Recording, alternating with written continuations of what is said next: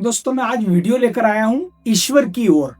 दोस्तों क्या होता है कि परमपिता परमेश्वर भगवान की जो भी साधना हम करते हैं, तो आप देखिए ईश्वर जिनको भी प्राप्ति हुई है संत महापुरुषों को, तो परमात्मा आपको पूरे मिलते हैं, अधूरे नहीं। जैसे आपने देखा होगा कि जो दो भाई है, दो बहनें हैं, तो दोनों का स्वभाव अलग है, दोनों का रूप रंग अलग है, दोनों की बुद्धि अलग है और दोनों की हाइट अलग है, दोनों का पसंद नापसंद अलग है।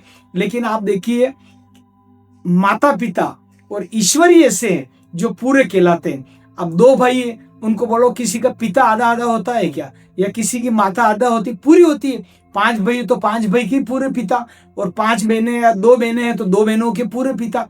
यानी कि जिस प्रकार माता पिता आपके लिए पूरे रहते हैं, वो दो भाई में बंटवारा नहीं होता उनका। हम भी पूरा कहते हैं कि हमारे पिताजी है, हमारी माताजी है, समझा।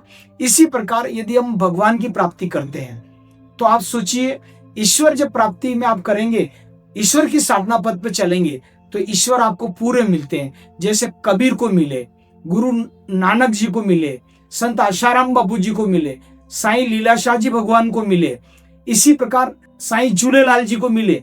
तो ईश्वर प्राप्ति जो होती है वह होती है उस साधना में अगर आप जाएंगे तो भगवान पूरे मिलते हैं। बाकी दुनिया की कोई भी चीज आपको हो सकता है आधी अधूरी मिले, लेकिन सबसे बड़ी बात यह है कि वह कलेक्टर के अगर करेगा तपस्या, या चाहे एसपी है, मंत्री है, प्रधानमंत्री है, राष्ट्रपति है, उसको भी पूरे मिलेंगे। और अगर चपरासी अपनी साधना करेगा, या बिल्कुल नीचे से नीचे जो दो वक्त की रोटी भी जुगाड़ करने में समर्थ व्यक्ति नहीं है, दो वक्त की रोटी भी इधर उधर खाना पड़ती है, वो आदमी भी यदि ईश्वर की ओर चलेगा तो ईश्वर उसको पूरे मिलेंगे, है ना। तो भगवान के वहां पर किसी प्रकार का भेद नहीं है। यहाँ पर जाति वर्ण वगैरह अलग अलग भेद हो सकते हैं इस सृष्टि में, लेकिन ईश्वर की सृष्टि की यदि आप साधना करते हैं तो भगवान पूरा मिलेगा, आपको आधा अधूरा नहीं मिलेगा।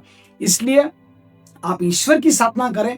तो दोस्तों इस दुनिया में आप धन संपत्ति जो प्राप्त करते हैं, जितना झूठ बोलना पड़ता है आपको, लेकिन ये धन संपत्ति तो यही छूट जाएगी, आपके साथ नहीं जाएगी। साथ जाएंगे तो केवल और केवल आपके कर्म जाएंगे। इसलिए दोस्तों इस जीवन में कर्म करते समय आप सावधानी रखिए, धन संपत्ति साथ में नहीं जाएगी, आपके कर्म जाएगा, और कर्म की गति बड़ी न्यारी है दोस्तों, भुगतना पड़ता है। तो दोस्तों अच्छे गुरु को आप करें, और आप यह करें जिस प्रकार एक अच्छा गुरु का शिष्य होता है उसकी तरफ सारी चीजें खींच के आ जाती है। इसी प्रकार जैसे चुंबक जो होता है वो मतलब लोहे के संपर्क में आ जाता है।